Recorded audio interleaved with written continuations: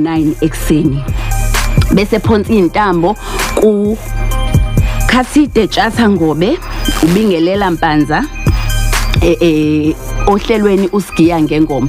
Siyazi ukuthi sisanda kwehlelwa isehlakalo esimbi kakhulu sokuthi sishiwe umlingani wethu emhlabeni uBK uMacengwane.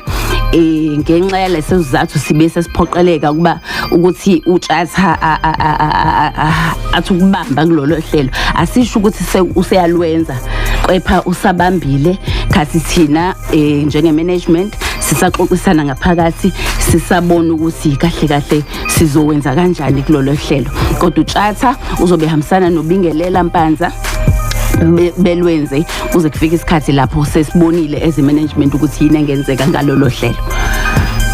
Siqhubeke siye ku Saturday khona ngo 12 kuze kube u3 ntambama